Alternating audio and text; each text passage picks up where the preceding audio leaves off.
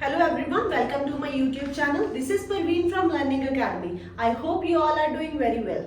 So our today's topic is IELTS writing. So आज के video में हम डिस्कस करेंगे IELTS की राइटिंग में क्या टास्क होते हैं, कौन कौन सी टाइप्स हैं, टाइमिंग्स क्या हैं and all. So to begin with the very first, IELTS writing की जो टाइमिंग है वो होती है 60 मिनट्स. 60 मिनट्स आपको मिलती है, 1 आवर आपको मिलता है अटेम्प्ट करने के लिए आपकी आइल्स की राइटिंग को. देन नेक्स्ट इज इसकी बैंड स्कोरिंग जो है वो 9 बैंड्स है. जीटी स्टूडेंट्स के लिए टास्क 1 जो है वो अलग होता है और जो टास्क 2 है वो सेम एज होता है अकेडमिक स्टूडेंट्स के लिए. बट अकेडमिक्स में, अकेडमिक आइल्स में टास्क 1 जो होता है वो अलग होता है. So let's discuss. आइल्स की राइटिंग में आपको 2 टास्क आते हैं, task 1 and task 2.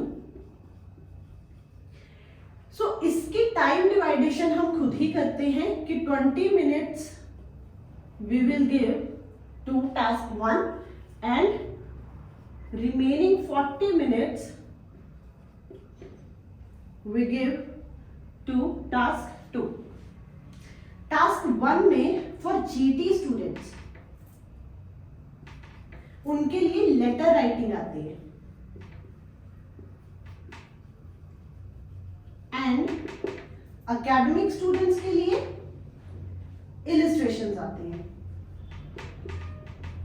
Illustration that means कि you have to interpret the data. Data interpretation करना होता है टास्क 1 में और इसकी जो वर्ड लिमिट है that is 150 to 180 words. So 150 से 180 वर्ड्स जो है वो आपने कंप्लीट करने होते हैं अपने टास्क 1 के लिए. जीटी की जो लेटर राइटिंग है वो 3 टाइप्स में आती है.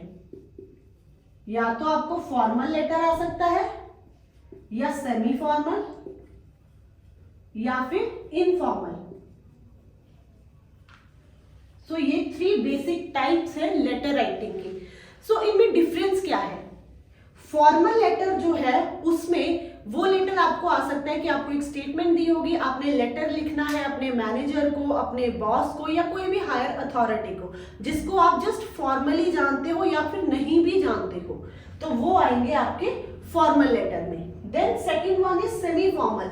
सेमी फॉर्मल में आपके नेबर्स आ जाते हैं. नेबर्स दैट मीन्स कि बाय नेम आप उसको जानते हो, बाय फेस आप उनको जानते हो, बट पर्सनली आप उनको नहीं जानते एंड वो ऑफिशियली भी आप उनको नहीं जानते. सो वो आएंगे सेमी फॉर्मल में कि आपने अपने नेबर को लेटर लिखना है. Then last one is informal.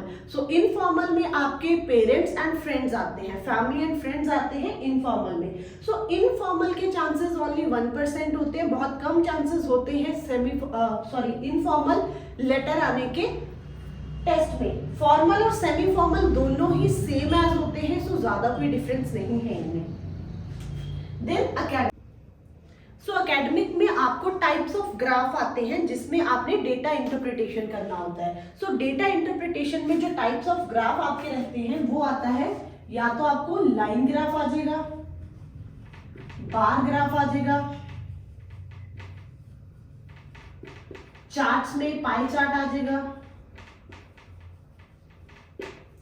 या फिर आपको टेबुलर चार्ट या टेबल आ जाएगा, मैप आ जाएगा, फ्लो चार्ट आ जाएगा, प्रोसेस चार्ट आ जाएगा, या फिर डायग्राम. सो ये सारी टाइप्स आपको आ सकती हैं फाइनल एग्जाम में.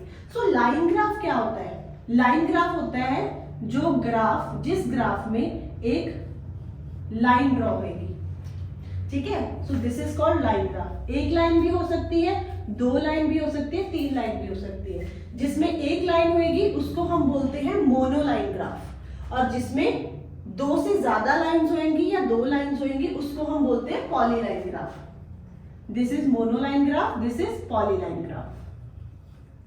नेक्स्ट वन है आपका बार ग्राफ. सो बार ग्राफ में क्या होता है? बार्स बनी होती है ग्राफ में, या तो वर्टिकल या तो हॉरिजॉन्टल. सो बार ग्राफ में अगर ऐसे लाइंस हो तो इसको हम बोलते हैं vertical bar graph and this is horizontal bar graph. Next is pie chart. Pie chart में क्या होता है, आपको एक सर्कल आता है, सर्कल में डिवाइडेशन होती है इनकी परसेंटेजेस के according, like 30%, 2%, 20%, 40%, 6%, all this. So जब सर्कल में डिवाइडेशन हो so this is called pie chart. Then tabular chart. Tabular chart में टेबल बना होता है लाइक दिस। सो टेबल में कैटेगरीज होंगी, परसेंटेजेस हो सकती हैं, नंबर्स हो सकती हैं, कंट्रीज हो सकती हैं, ईयर्स हो सकते हैं, व्हाटएवर। Then map. मैप में होते हैं किसी भी कंट्री का मैप आ सकता है, या तो कंट्री का मैप आ सकता है, या फिर कोई साइट नई बन रही है उसका मैप आ सकता है, कोई प्रेडिक्शन आ सकती है। सो this is all about map. Next is flow chart. Flow chart में आता है कि कोई आपको प्रोसेस दी है, वो इस तरीके से चल रही है एरोज में, that is flow chart. Next is process chart. Process chart में लाइफ साइकिल भी आ जाता है, कोई प्रोसेस भी आ जाती है। प्रोसेस दैट मीन्स कि अगर इलेक्ट्रिसिटी कैसे प्रोड्यूस होती है वो आपको प्रोसेस आ सकती है, कोई भी प्रोसेस आ सकती है, जैसे रिसाइकलिंग कैसे होती है, all that. Then next is diagram.